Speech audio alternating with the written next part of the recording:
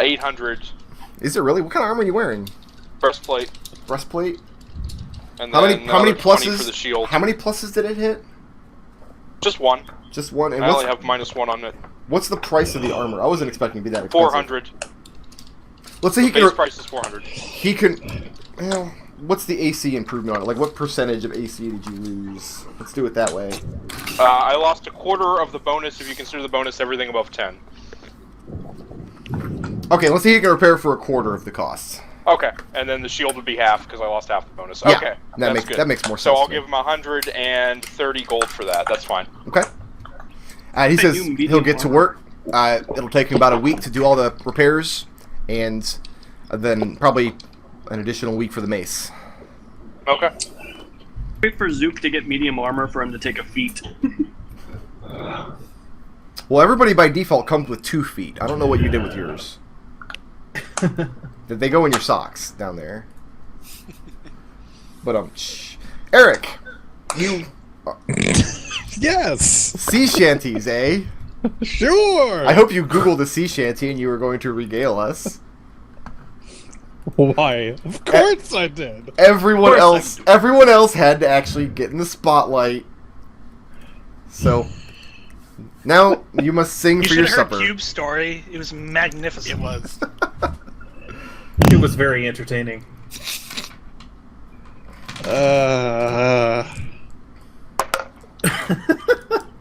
Yeah. Sea shanty. Singing one from Assassin's Creed 4. Is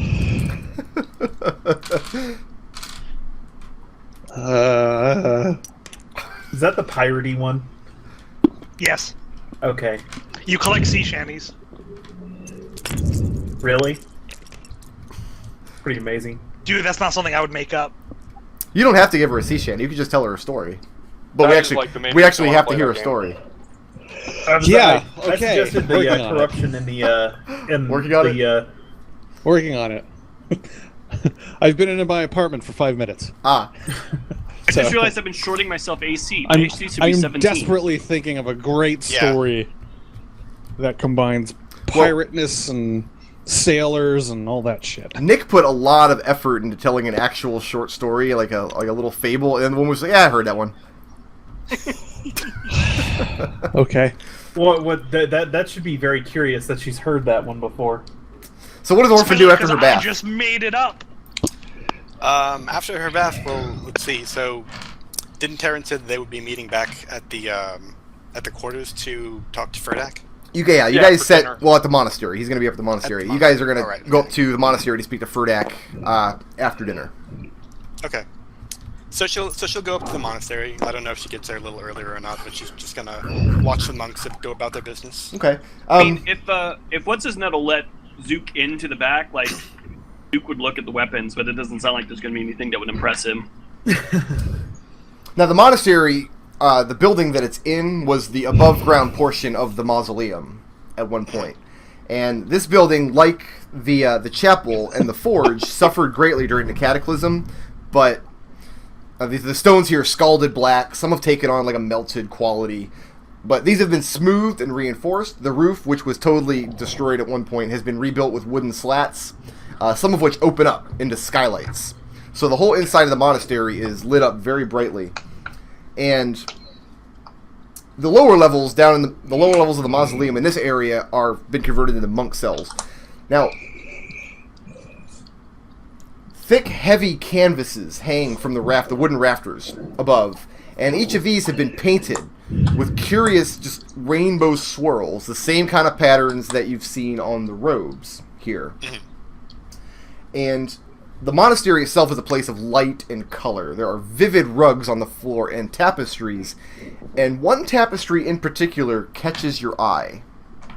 All right. You look up at it, and you see a large, what looks like a map of a world. It doesn't scan to any particular world you've seen. You've seen continents laid out over an ocean, forests, mountain ranges, cities, roads, and whatnot. It's not familiar to you, but sitting at one side is a figure you recognize.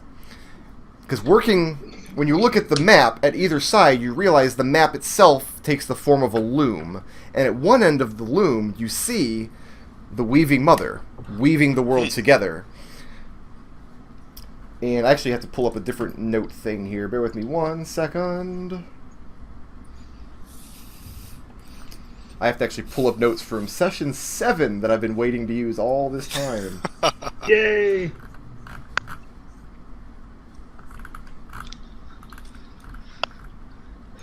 Okay. I found So- a shanty. Nice. Now, she's weaving the pattern that becomes the world Sing this. with forests and mountains and whatnot. At the other end of the loom,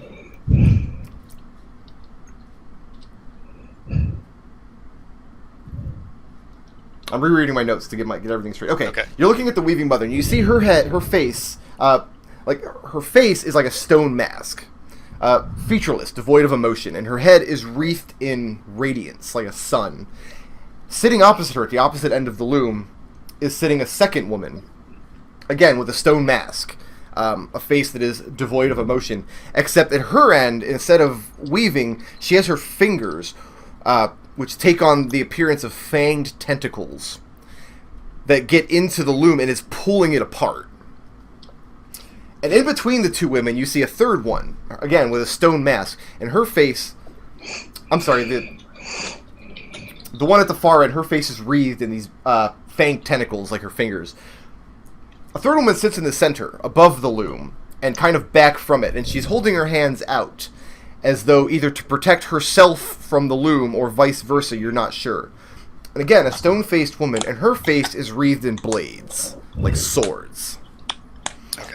And this tapestry catches your eye immediately because you recognize the weaving mother, but you don't recognize the other two. Not the other two. These are two you don't know. They look very similar to each other, and they clearly have some connection, but you've never learned about these other two.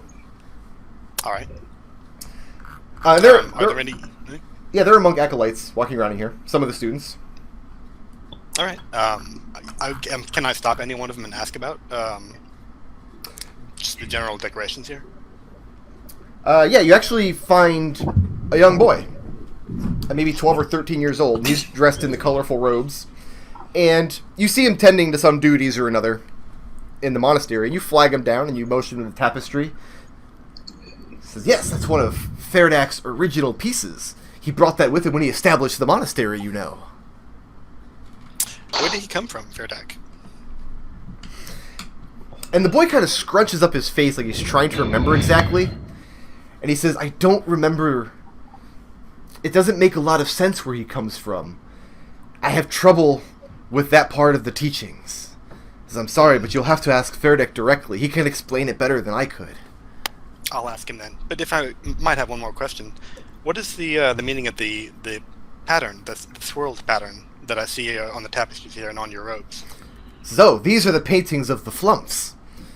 They use their natural secretions along with various types of herbs and colorations and mushrooms and whatnot found in the Underdark to create very vivid paints that they use to make these kinds of patterns. And Ferdak discovered the Flumphs when he came to this mountain, and they formed an alliance together, and now they're a very important part of the teachings. I see. That's very interesting. Thank you. I'll trouble you no more. And he nods. He goes back to work. Eric, Yes. you have a shanty for us. I do. All right. I'm not going to sing it. Oh. What? We'll just assume Eric is actually singing it. Okay. In fact, I'll roll Assume for nothing. it. I'll roll for it. I will recite it. Recite it. Go ahead. I will Alright. recite it because Spoken verse. I Let's do it. I haven't warmed up my pipes or anything like that. So it's called General Taylor, as sung by Barry Truder at the VFSS Shanty Workshop, November 30th, 1988. There's a shanty workshop. Of course there is. Where do you think they build shanties? Yeah. Continue. They don't just grow Alright. on trees, you know. General Taylor. General Taylor gained the day. Walk him along, John. Carry him along. General Taylor gained the day. Carry him to his burying ground. To me, way hey, you stormy. Walk him along, John. Carry him along. To me, way hey, stormy. Carry him to his burying ground. General Taylor died long ago. He's gone, me boys, where the winds never blow. We lowered him down with a silver chain. We made sure he wouldn't rise again. We dug his grave with a silver spade. We shroud his shroud of finest silk was made. General Taylor gained the day. General Taylor gained the day. Now, what would you like me to roll? Roll a performance check. All right. Well, they had workshops in the 80s, but these days everyone just 3D prints them. Right. I know.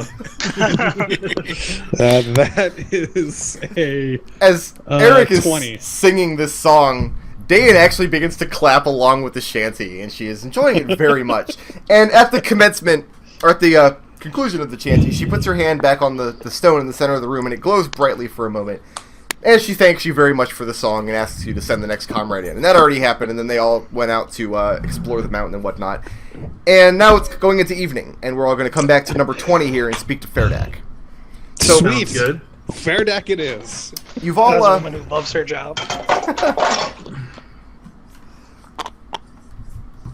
I'm curious, Brick. I know Arik didn't really get an afternoon action. Would you Arik? Would you have followed us to the forge? Nope. Okay. Okay, Yeah, never mind. I don't care what Arik did in the afternoon. His player wasn't here for afternoon actions, so we're moving Fair on. enough. Well, I fine. had a. It was. Never mind. It doesn't So- matter if you didn't want to go to the forge. You all eat your bland, tasteless dinner out at the quarters, except for Eldove, who eats a magically delicious. fantastically spiced magical dinner. And then I Dayan... shared the shanty with chat, by the way. Nice. And then Dayan comes down and brings you to the monastery, where Orphan already is, taking in some of the artwork and the sights and whatnot, and chatting up some of the students. And Dayan shows you back into Fairdak's sitting room, which, again, no chairs, just mats on the floor. And he's sitting on the mat at the end of the room, and there's other mats sitting in front of him for all of you. And you look at him, and he's not human. Instantly, you can tell he's not human. Question. Did you collect Cube before going to meet Fairdak? Yeah. You did. Yeah. Okay, Yeah. so Cube is with you. Need to get his report on all Fairdak the has- people at the monastery. He's wearing the same robes, the same colorful robes as everyone else. He has very smooth, green skin. Very elongated and gaunt features. And his skin is mottled like a toad's, but it's not warty or bumpy. It's smooth. Very long and pointed ears like an elf. And he has this very long, Fu Manchu mustache, this pencil-thin mustache coming down off of the, Like off Pai his Mei lip. style. Yeah, like Pai Mei style. Except it's stark black. Mm-hmm. No hair on What's his his- head. What's his name? His name is Fairdak. Fairdak. Fairdak. Fairdak. See, this is how a monk should look. None of this tiefling bullshit. And he looks at you all as he walks in, and he scans over the group, and he sees Cube. And he stands. Says, my.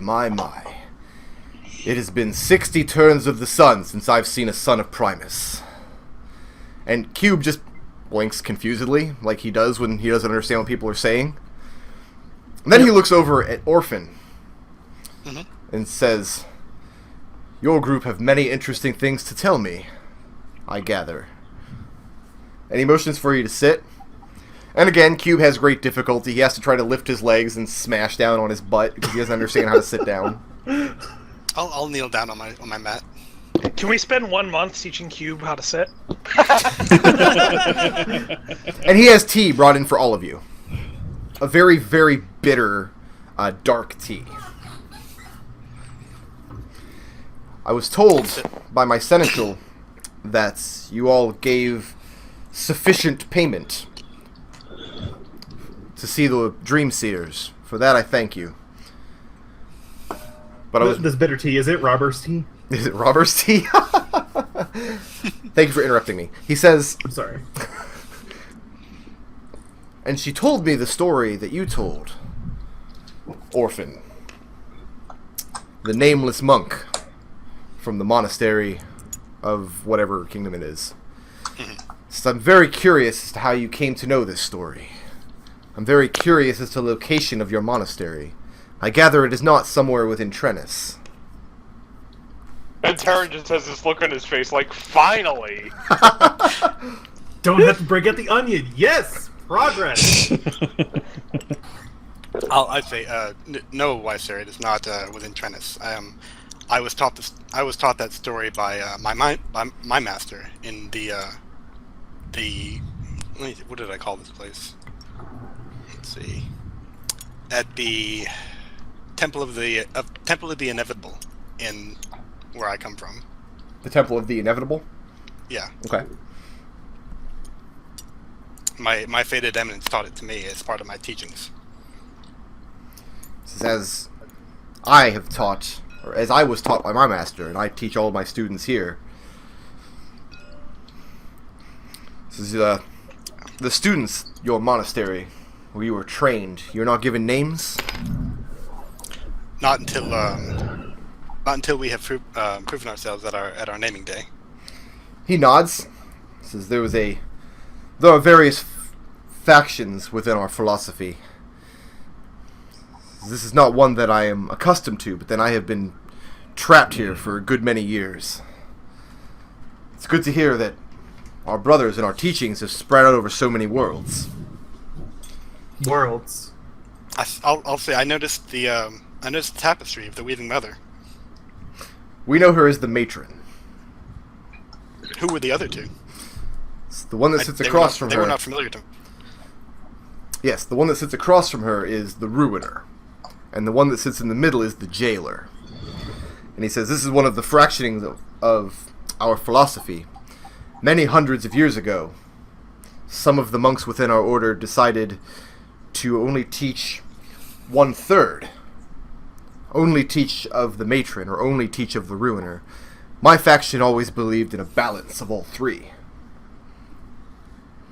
I came to this world 40 years ago to spread the teachings here. I did not know before I came that it was a locked place. Quite, Tarin will say, kind of looking over his, yeah. It's, strange to me. I've never actually experienced anything in any of my references on locked planes, if that's the correct term for it. And he addresses Tarin. He says, then you as well are from another plane. I'll motion to, Zook. Yes, Orphan, Zook, and I are all from different worlds. And your Modron friend, of course. Obviously. So tell me, how did you come here? I will give him the story of the green fog and the emeralds that we pulled from the ship and the one that was dropped overboard afterwards, and I'll explain a bit. I'll mention Gendrid as the orchestrator. Did you mention the compass? No, not specifically. Okay, where is the compass? Did you leave that on the ship, or do you have that on your person? It's in my coin pouch. Okay. And he motions to the rest of the group, to Eldove, Khalil, and Arik. Says, you three are from Trennis. You grew up Yes. I'm from Kiska. And none of you have... Dunfoss over here. Dunfoss represent! Dunfoss! And none of you... in the hizzy. Then none of you have concept of there being other worlds beyond this one, other realities besides Trennis. Such... Truth be told, it sounds like nonsense to me. Then The captain's brought out this onion and... And yeah, I've been meaning to ask you about that, Captain. The onion, really? What? I don't get it. And Fairdeck laughs a little bit. Says, how strange you must find your companions, but they speak the truth. They are not from this world. Fred looks ecstatic. Fred has never disbelieved you guys for a second. He's always been right there with you. Fairdeck, Well, Fred's originally from here, so... yeah, he is. So Fairdeck is now addressing the three of you. Eldove, Khalil, and Arik. Arik, you're dressed as you're dressing your priestly vestments, right? In your armor. I hope so, yeah. Okay. Then he motions to you and says, forgive me, brother, but I am not acquainted with your god. Who do you serve? Osprey. And Osprey, to you, you worship this god. This Yes, of course. fish god, from the looks of it. and you speak to him. Her. And he thanks you for the correction. But in your mind, Osprey is not an idea, not a concept. She is She's a being. She's a person, yes? Well, she's a god. She's more than a person. But she has a consciousness.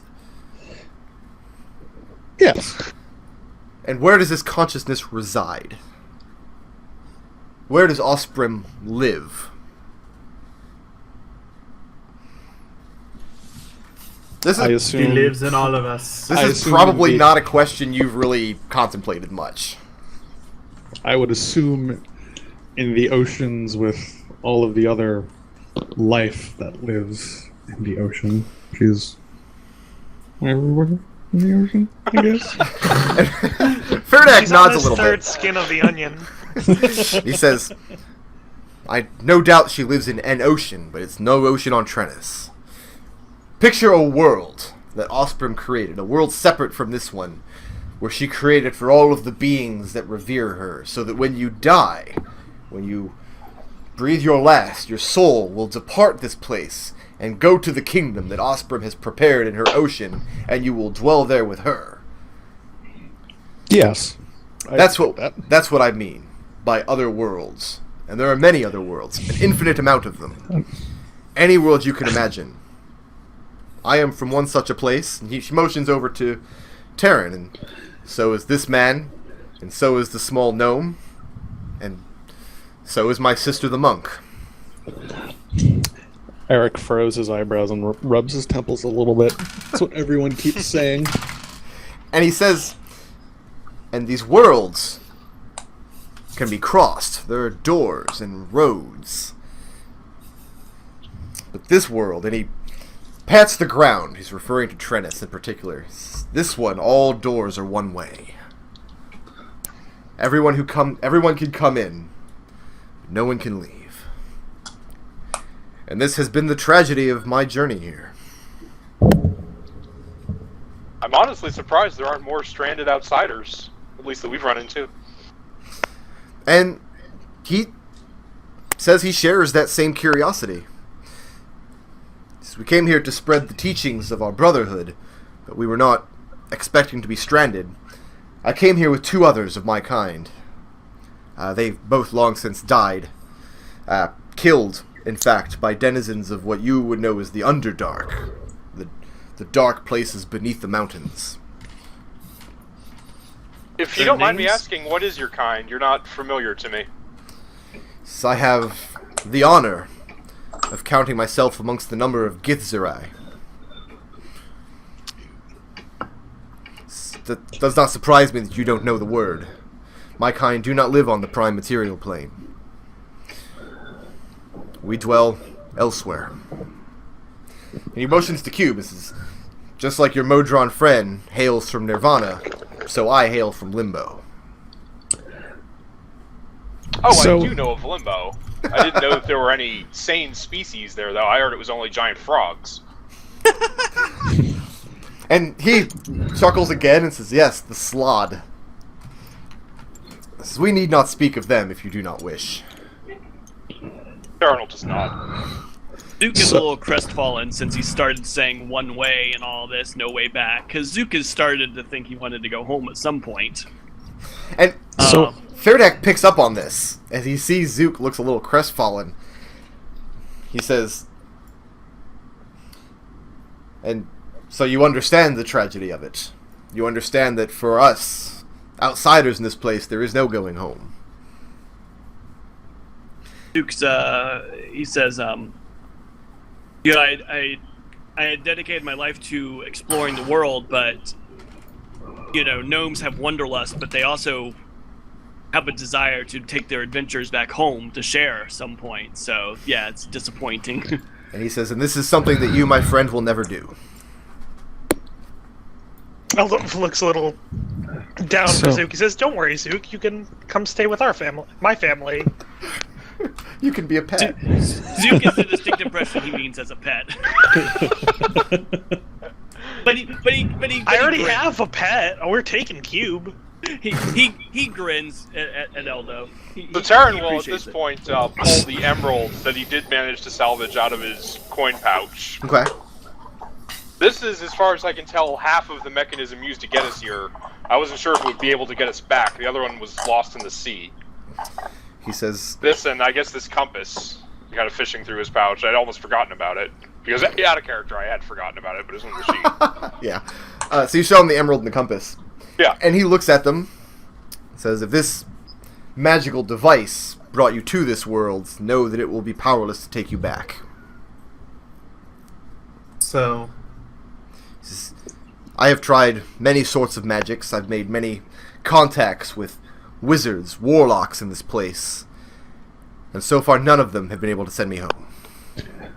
Have you made any excursions to the ethereal realm? At the mention of it, he says, I used to. Many, many times. In my younger days. I stopped. After arriving here. And you see this look in him like you get it immediately. Yeah.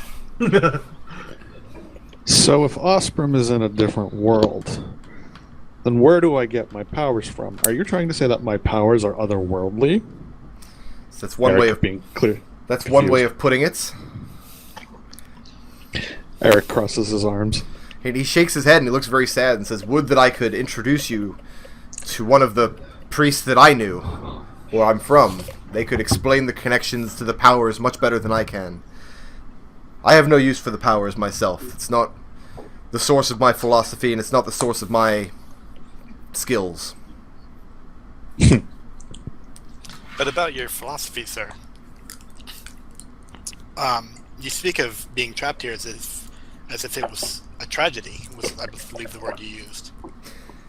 This is our brotherhood sought to enter many different worlds on the prime material plane, of which Trennis is one of countless thousands.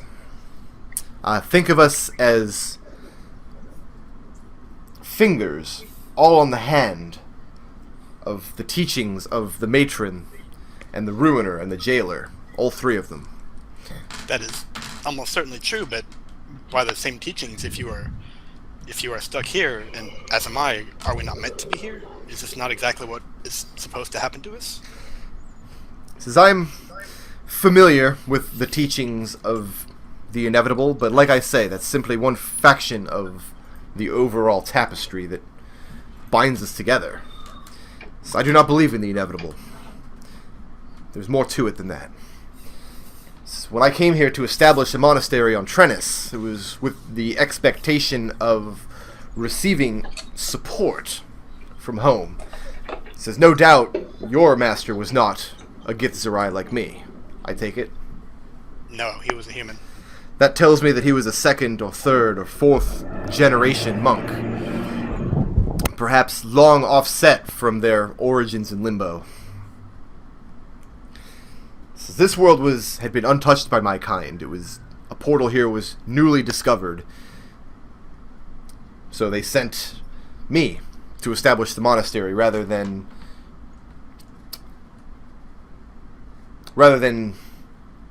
recruit human acolytes to build it instead.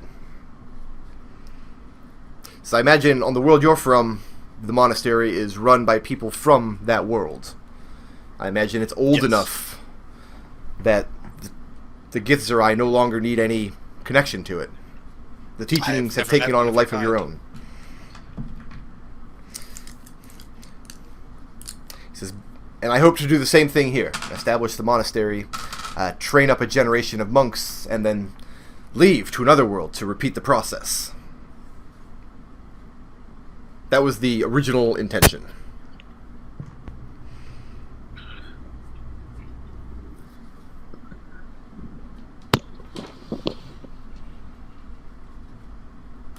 Sucks to be that guy. So where else do you guys steer the conversation with Fairdak? I'll ask him about the role of the Flumphs, how he met them, and what role did they play in his life. Tarin's somewhat curious about the roles of all three of the major figures in their philosophy. He's heard a bit from Orphan about the Weaving Mother, but... Every now and then, Arik is peppering him with questions in an effort to try and comprehend all of what's been going on. Since it sort of makes sense, but Arik is struggling he's just to believe saying it. You're a wizard. As to his connection with the Flumphs, he came to Trennis, and the portal put him and his 2 companions in the Underdark. Eventually, they found their way to the surface very near to this particular mountain, but one of his companions was wounded, and they had no way to care for him. And so, out of mercy, they ended his life and burned the body. So Ferdak and his remaining companion climbed the mountain with great difficulty and came to the top, seeing that it was covered in ruins. They first made friends with the old ranger, and what was his name? Oh, he doesn't have a name. His son has a name. His son's name was Ben. That's the old ranger that you saw. When Ferdak got here, Ben was a young child living with his father. So he first made friends with the ranger and his son, who warned him to stay off the mountain. It was incredibly dangerous, but Ferdak decided that taking a place that had seen great evil and repurposing it as a place to teach would have very strong, it has very strong symbolism to it. Mm-hmm. So with great difficulty, he and his companion, commissioned some dwarven workers to build the monastery here. His companion was killed when a pack of drow in the middle of the night swarmed out of the Underdark up the side of the mountain, learning that people had taken residence here, and before the ranger and his son could intervene, Ferdak's other companion had been killed. It was the 3rd or 4th such raid where the Flumph got involved. Seeing that there was a good-aligned and psychically powerful creature who had taken up residence on the mountain, the Flumph made their introductions and basically exchanged philosophies. The Flumph philosophy dealt very much with seeing into dreams and things in dreams taking shape in the world, whereas Ferdak's philosophy was about the march of time, mostly. The creation of the loom that makes the world and then is destroyed at the other end. And what his interest in is how that loom, how that fabric is woven over time. Whereas where Orphan was taught only in the inevitability of things, that things will be woven and what is woven cannot be unwoven. Whereas Ferdak, with the incorporation of the Ruiner, things become unwoven and chaotic at the end, and that's the place where you can control your destiny and you can shape it. So over time, the Flumph and Ferdak entered a symbiotic relationship, because the Flumphs that lived in this area fed mostly on illithid, which was very dangerous, but Ferdak, who is a powerful psionicist of his own right, because all Githzerai are, they were able to feed off of his psychic energy instead, in exchange for information about the movement of the drow and other races underneath. So he was able to secure the door to the Underdark, secure his mountain, and eventually begin taking on students. And that's the role of the Flumph here. It's a fascinating story. Arik approves of the story of taking something evil and making it good.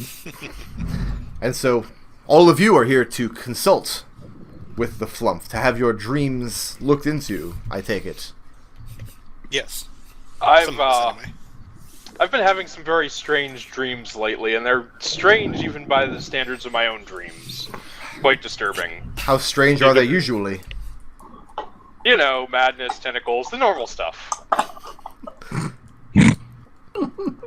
Nothing too much to get alarmed about. You don't even really remember it for the most part afterwards. But these are very strange. They seem more pertinent to actual events, which is somewhat disturbing. This is the first time we're hearing this, right? Not that I remember. I think he told everybody. He told people about this. Yeah. That was the whole reason of coming to this monastery, was to... Yeah. Right. He was telling people, and I think he meant to... I know he said he wanted to visit a dream monastery, but not the types of dreams he was having. Okay. Yeah, because he was trying to warn us about leaving anybody, especially the off-worlders, leaving them dead because of vengeance. Okay. Never mind then. But he probably has never mentioned out loud how this is actually not what his normal dreams are like. Yeah, I think this is the first implication that Tarin thinks everybody has these dreams. Oh no, he's quite Eldove knew. Eldove knew, that's why he doesn't stay in Tarin's room anymore. No, Tarin's quite aware. He didn't have dreams like this before he became a warlock. Oh, okay. Feradak's general demeanor is that he's met outsiders to Trennis before, but very sparingly. I mean, he lives very secluded. He lets people come to him to hear of his teachings. He's very much given up of ever leaving this world, decided to make the best of it, decided to make his teachings known to anybody who will listen. But he definitely looks very appreciative and very surprised in a good way that 4 such outsiders have shown up on his doorstep and have met with him and have shared with him the worlds that they've come from. And you see, like, he's very nostalgic a little bit as you all relay this information to them.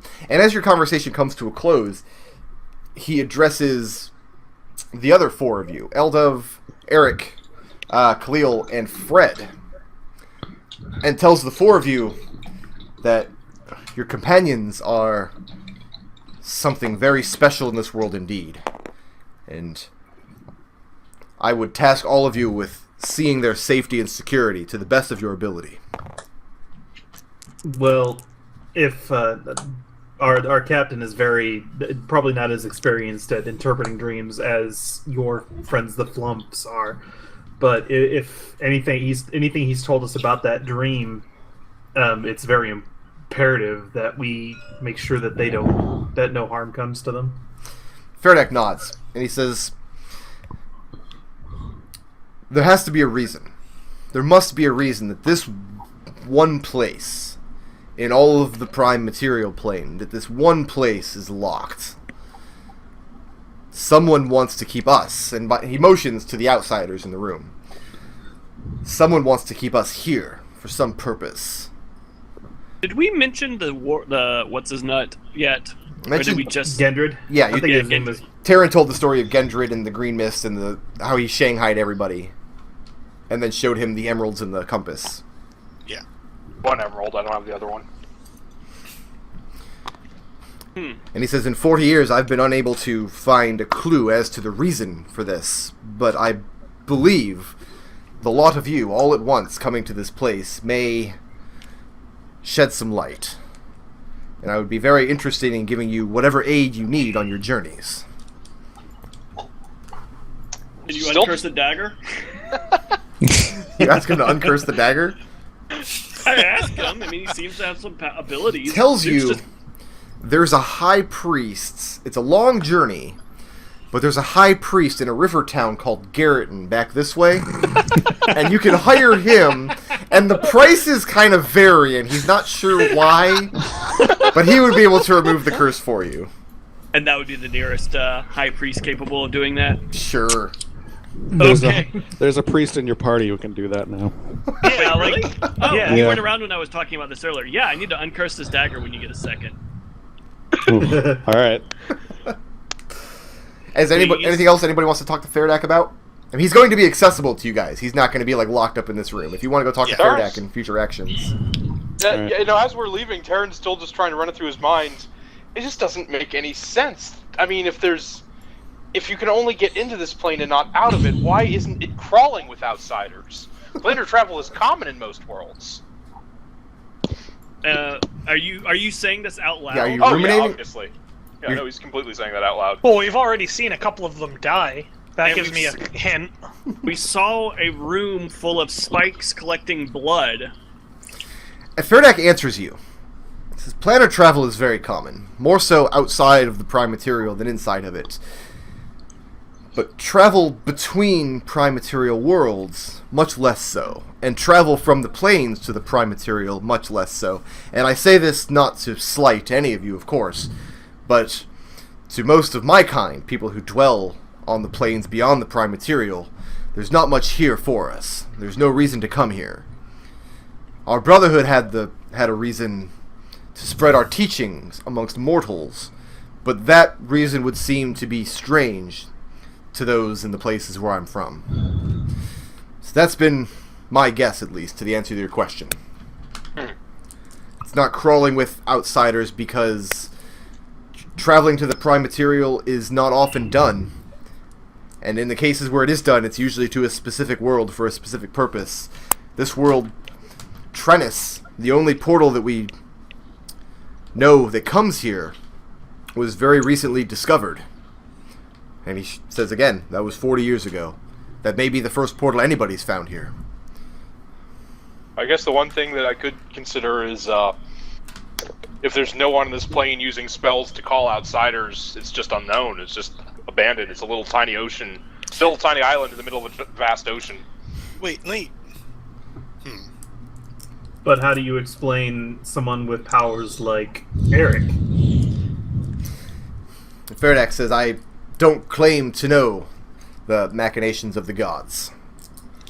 Well, then let's talk about the machinations of men, specifically this Gendrid fellow. He nods. Let's. If he is an outsider as well, he had some purpose in coming here, I'm sure.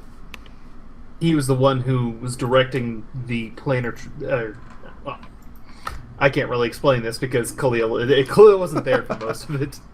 Well, I mean, Khalil knows all about Gendrid by this point. Yeah, you know the whole sort of tale by this point.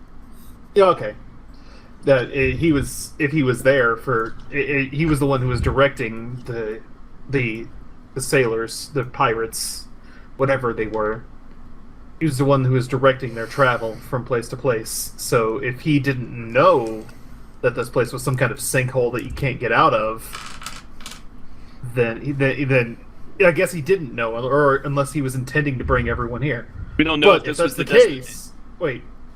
If that's the case, then wouldn't he have come here last if he knew that this place was a sinkhole? Probably. Again, this is some of the questions I think we'll probably want to ask the Flumphs. Or just we the also general. we don't know if Gendrick could travel between worlds, unlike the rest of us. Like maybe he did have some way of leaving and re-entering this place. Well, I mean, But that's- Zook knows that he was using the compass and the 2 emeralds to guide the ship between oceans on different worlds. Will that still work though? I mean, have you tried replacing the emeralds, Captain? I meant to, but never got around to it. So much interesting stuff happened. There were these assassins, and there was a pyramid. No, and... replacing the other emerald was at one point high on my list, but there were a lot of things that got in the way of that. Also, sure they did. Captain, speaking of contact with other planes, I've been looking through that wizard's spell book, and I've come across an interesting ritual. Oh? There seems to be a means of contacting a outsider from another plane, but it also seems very risky. I'm not sure that I would feel comfortable doing it myself. Then wouldn't you? Then by the definitions we've been working with so far, couldn't you just say call your father? Directed toward Tarin. Ferdak pipes up at Eldove and says, drink deeply of the bitter tea. Drink as much of it as you can stand. Says, tonight, sleep very deeply in your room at the quarters. Dream vividly, and then tomorrow, speak with the Flumphs. So the answer to your question may present itself. This he directed at Eldove when Eldove talked about he's not sure if he should use this ritual.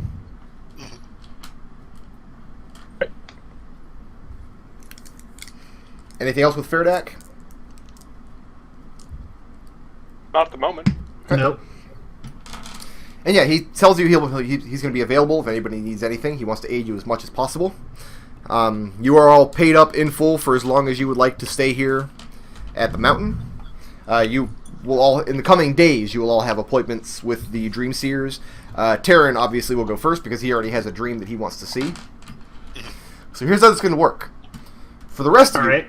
Eldove accepted, because Eldove I'm going to do a special case with. But for the rest of you, think of a dream your character has had over the course of the adventures. Make something up. Something as interesting or as banal as you want it to be. And that will be the dream that we see with the Flumphs. Okay. All right. What was the name of the dwarven smith, by the way? I never put it down. His name is... Ooh, that's the wrong... Dwarfy. Dwarfy, the Dwarven Smith. His name is Thodren, Beardless Hammerer.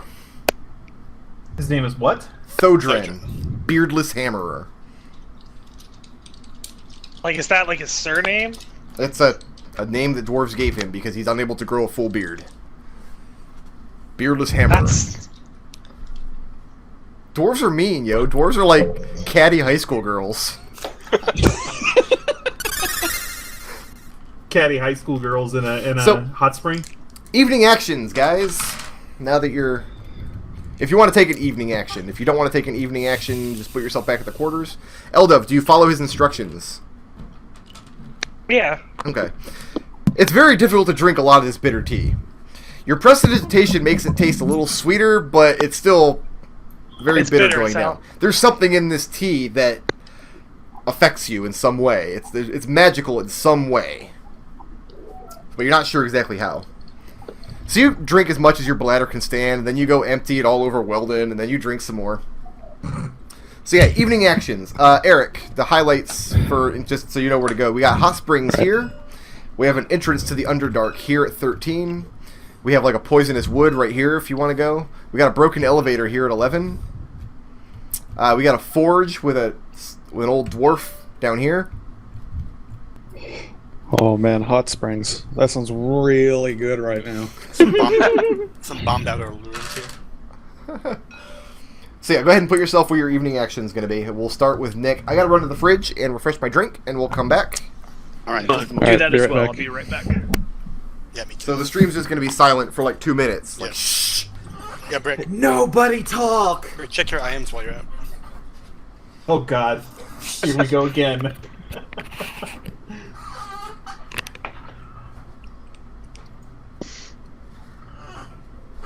Something's wrong with my mouse. It's like the sensitivity went way down. Let's see.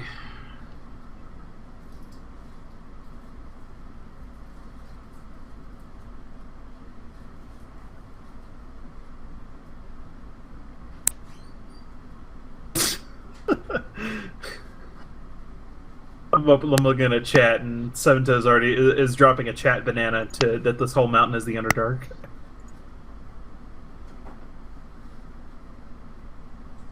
But it's not under the dark. Doesn't even make any sense. Well, when it's under the dark at nighttime.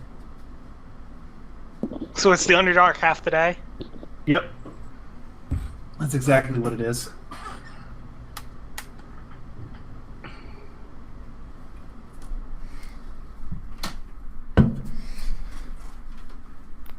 I'm doing some xenoblading while I'm waiting. I posted a link to the shanty being sung in chat. Excellent. All right, I'm back. Do we have? I'll put it back. I'll put it in Mumble too. Do we have Nick with an evening action? Nick might still be away. Okay, let's go to Arik then with an evening action. You're going to the hot springs? Hot springs, yes. Oh, that's 10. That's right here. Oh, okay. And you go down to the hot springs, and 2 of the monks are down there, soaking up. One of them is a young man, in his mid-30s maybe. The other one's slightly older. They look up as you approach. Their robes are folded on the side, and they're just sitting naked in the water. Cool. Oh, I start to undress just to hop on in. Oh, I thought you were going to hop in with your water, or with your armor on, and sink. Oh no, that would be weird. Just Do you boiling command the armor. water that you're in? He does. You command the water? He pulls all the water off, and they're like, I want all the water. It's mine. I'm so fucking tired. Just show off, part the water, step inside, and then fall on you. The older gentleman looks at you. As you're undressing, as you're doffing your armor, says, a warrior of Offspring, if I'm not mistaken. You've heard of her? He nods. I've lived in these parts all my life, closer to the ocean, where she's worshipped quite frequently.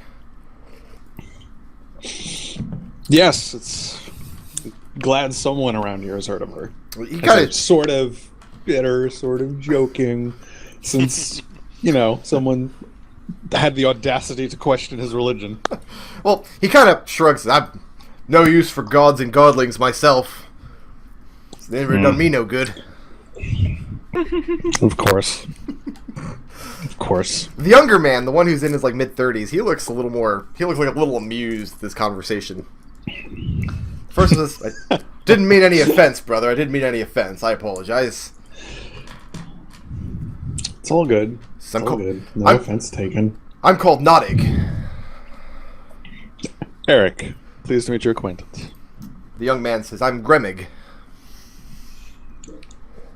I'm going to write those down because I'm going to forget. It's Gremig and what? Nodal. Nodig and Gremig. Gremig. Okay. And they're very clearly monks? Oh yes, these are monks. Alright. Now wait, hold on. What's your wisdom score? Because you might forget too. So, Nodal and Gremig, Nodal more than the younger one. Nodal's an older gentleman. He might be in his late 40s. He's got some salt and pepper in his hair, and he starts chatting you up about your travels, what you're doing so far inland, so far away from your flock. Very interested in hearing stories of the travels. I oblige. I tell him about how I met Tarin in... Oh wow, I'm blanking on the name. Kiska, thank you. Tarin and Kiska offered my services, and how we're on the ocean, and what happened in Garrison, and... I go into specific detail about that terrible goblin tower, because it's so fresh on his mind still. As if though it really bugged him and annoyed him that this happened. Goblins used to be a big problem around these parts, but it would be difficult for them to get onto the mountain. That's why this place is so secure. Yeah, I'm sure the wizard who had his tower thought the same thing. Fair enough. I'd like to think that we have our wits about us better than some old doting wizard. Well, Gremig kind of jumps to his feet. So I'll tell you what I do if I ever saw a goblin. He starts doing martial art moves. I give him one of these, then I turn around and give him one of these. I get 4 attacks around because monks are fucking twinks. Because wombo combo. Yes, my tiefling friend did exactly what you were doing, as I humor him. Nodal says, "Oh, she's with you." Yes. Wondered if that group that came in this morning was all part of one entourage. Arik nods. Is there any particular way you're steering the conversation here? Is there anything you want to talk to these guys about or learn? Not right now, no. Arik is just enjoying the hot springs, because Lord knows how long it's been since he's been in one, so... In that case, Gremig begins inquiring about the nature of your dream. So if I may inquire, what is it that you're going to speak to with the Flumphs? That's why you're here, isn't it? I sort of shoot him a look Is this actually where Weldon is up here? Nodal? Let me check. I think he's got a name now. His name's Weldon. Who's Weldon? Is that Cube? That's his shield No. guardian. Oh. His pet shield No, guardian. Cube's name is Cube. Cube's Cube's name name is is definitely Cube? very much Cube. Okay. Wouldn't Weldon be standing next to Yeah. wherever our tent's gonna be later? I thought that was where our tents was. Yeah, gonna this is this is fine. This is back behind the quarters. I was just wondering. be. Yeah. Because, do you have him concealed in these behind the tree line? No, I had him along the wall actually. Also along the wall of the building? Yeah, Okay, it's gotcha, just gotcha. a little. Yeah. I was just gonna say, because you're all sitting in the hospital, you just look up and see this shield guardian just peering down through the tree. Oh Just like, I don't know where Eldove went, but this guy might know where he is. Arik tries to shove him away, basically saying,